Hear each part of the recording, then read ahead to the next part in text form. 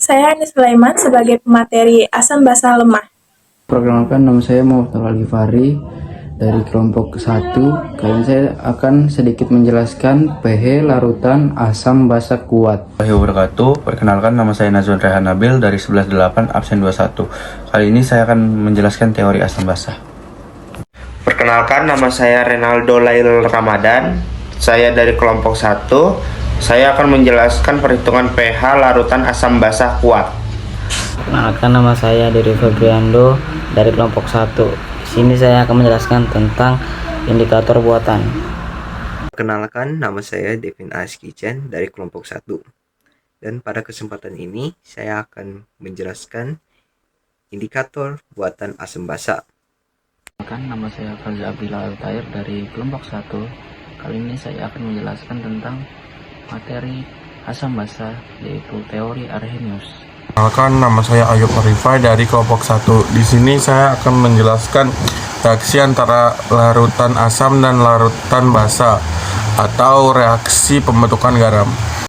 Assalamualaikum warahmatullahi wabarakatuh. Perkenalkan, nama saya Maulana Nabil Ibrahim. Saya bagian dari tim editing. Asam kuat adalah asam yang ketika dilarutkan di dalam air bisa melepaskan ion H+ dengan mudah. Larutan tersebut bisa mengalami disosiasi total dalam larutan. Sementara basa kuat adalah senyawa basa yang bila dilarutkan dalam air akan melepaskan ion OH dengan mudah. Sementara itu, asam kuat ditambah basa kuat sama dengan netral. Artinya, apabila reaksi asam kuat dicampurkan dengan basa kuat, akan menghasilkan larutan dengan pH 7 atau netral.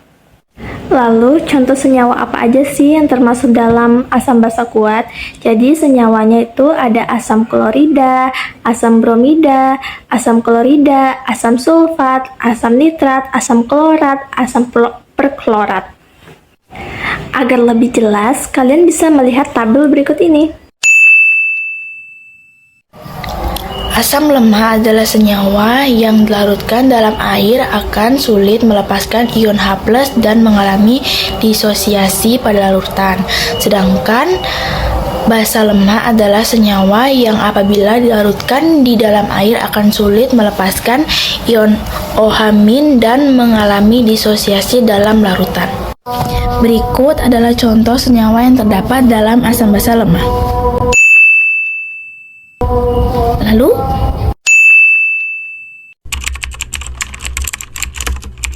asam basa Arrhenius. Kimia asal Swedia bernama Svante Arrhenius merupakan pencetus pertama dari teori asam basa. Arrhenius mencetuskan teori asam basa pada tahun 1884. Dalam penelitian itu, Arrhenius menjelaskan bahwa ketika asam yang merupakan suatu zat kemudian dimasukkan ke dalam air akan menghasilkan suatu ion hidronium atau H+. Asam itu juga disebut dengan kovalen polar yang bisa larut ketika dicampurkan dengan air. Asam yang menghasilkan ion hidroksida sempurna disebut dengan asam kuat, sementara asam yang tidak sempurna dalam proses ionisasinya sehingga menghasilkan ion hidroksida yang kecil disebut dengan asam lemah.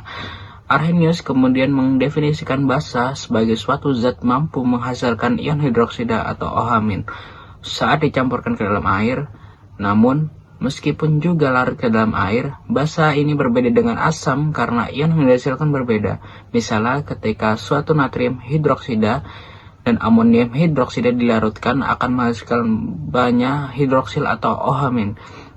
Hasil ion hidroksil yang banyak itu disebut dengan basa kuat, sedangkan yang sedikit disebut dengan basa lemah. Teori dari Arrhenius ini mempunyai kekurangan, yaitu tidak berlaku pada pelarut selain air. Menurut teori asam basa dari Bronsted dan Lowry, asam merupakan senyawa yang mampu memberikan proton H+ pada senyawa lain dan disebut sebagai donor proton. Sedangkan basa, menurut teori Bronsted dan Lowry, ini merupakan senyawa yang menjadi penerima dari proton H+ dari senyawa lainnya dan disebut pula sebagai akseptor proton. Teori asam basa Lewis. Nah, asam basa Lewis ini menjelaskan terkait struktur dan ikatannya. Asam menurut Lewis adalah zat yang punya kecenderungan menerima pasangan elektron basa. Nah, sedangkan basa ini adalah zat yang memberikan pasangan elektron. Apa sih pH larutan itu? pH merupakan derajat keasaman atau basa suatu larutan. Skala pH biasanya berkisar dari 0 hingga 14. Kalau pada suhu 25 derajat Celcius, pH kurang dari 7 bersifat asam, pH sama dengan 7 bersifat netral, dan pH lebih dari 7 bersifat basa. Lalu bagaimana cara menghitung pH larutan asam kuat? Cara menghitungnya, kalian bisa menggunakan rumus pH sama dengan min log H+, di mana pH adalah derajat keasaman, log adalah logaritma basa 10.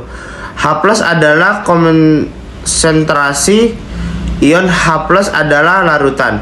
Kita udah bisa menghitung pH asam kuat, lalu bagaimana dengan perhitungan pH basa kuat? Rumusnya yaitu POH sama dengan log O min, di mana POH adalah derajat keasaman, log adalah logaritma 10, dan OH min adalah konsentrasi ion OH min dalam larutan.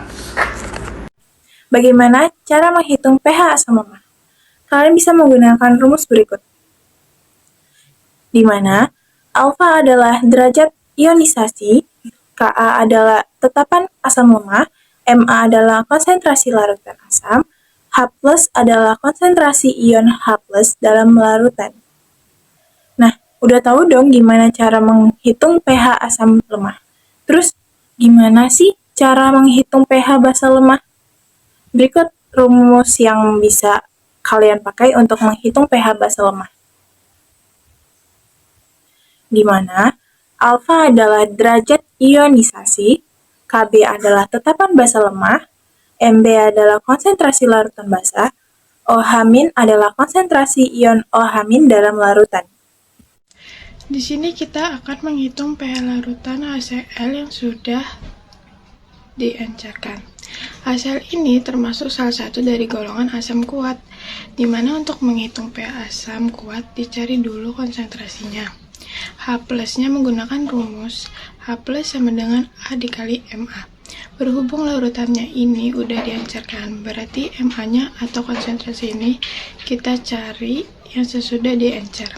Rumusnya yaitu V1 dikali M1 sama dengan V2 dikali M2, di mana V1 dan M1 itu keadaan yang sudah diencerkan, F2 M2 keadaan yang sesudah diencerkan. Jadi kita tinggal masukin angkanya 100 dikali 0,1 sama dengan 0,1 liter diubah menjadi 1000 mili dikali M2. Maka M2 sama dengan, ini kan 100 dengan 1000 bisa dicoret. Maka M2-nya sama dengan 0,1 per 10 sama dengan 10 pangkat min 2 atau min algoritma dari konsentrasi H+ sama dengan min algoritma dari 10 pangkat min 2 sama dengan 2.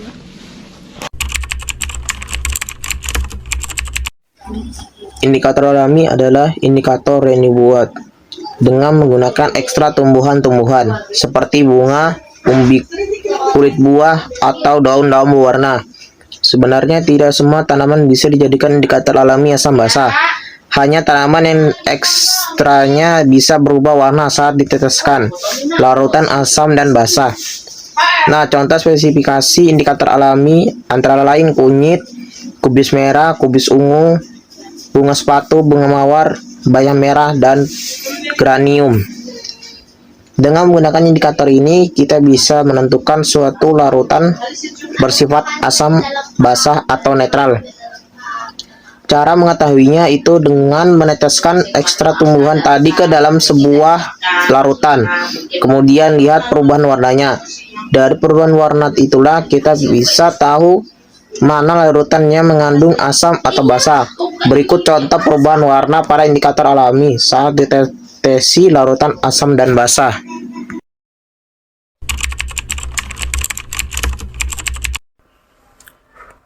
Indikator buatan adalah indikator dibuat di laboratorium menggunakan alat dan bahan kimiawi.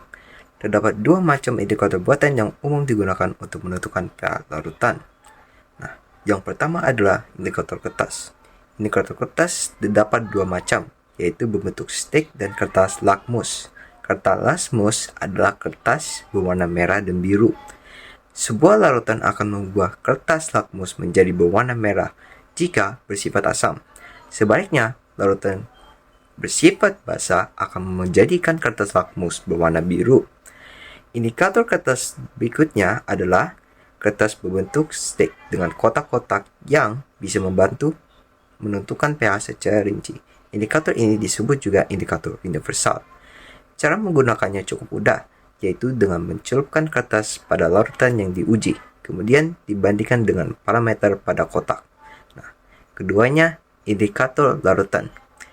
Contoh indikator larutan adalah phenolphthalein, metil merah, dan bom timbul biru. Ketiganya akan menunjukkan warna khusus ketika dicampur dengan larutan bersifat asam atau basah. Phenolphthalein akan menunjukkan perubahan menjadi warna merah pada larutan basah, sedangkan pada larutan asam dan netral, larutan akan tetap berwarna bening. Metil merah akan menunjukkan perubahan menjadi warna merah pada larutan asam. Jika larutan bersifat basah atau netral, maka larutan akan berwarna kuning. Reaksi asam basa. Reaksi asam basa adalah reaksi kimia yang terjadi karena adanya pertukaran satu atau lebih ion H+ pada molekul yang bersifat asam dan molekul yang bersifat basa. Ini artinya reaksi asam basa dapat berlangsung di antara molekul asam dan basa. Reaksi antara asam dan basa menghasilkan garam dan air yang dapat bersifat netral jika molekul asam dan basa yang digunakan sama-sama kuat. Contoh HCl, asam kuat, direaksikan dengan NaOH atau basa kuat, menghasilkan air dan NaCl atau garam yang bersifat netral. Sementara jika salah satu asam dan basa ada yang bersifat kuat dan lemah, kemudian direaksikan, maka garam dan air yang dihasilkan akan mengikuti zat prediksi yang kuat. Reaksi asam basa ini juga disebut sebagai reaksi penetralan dan sering digunakan dalam kehidupan sehari-hari maupun dalam biokimia dan kimia industri.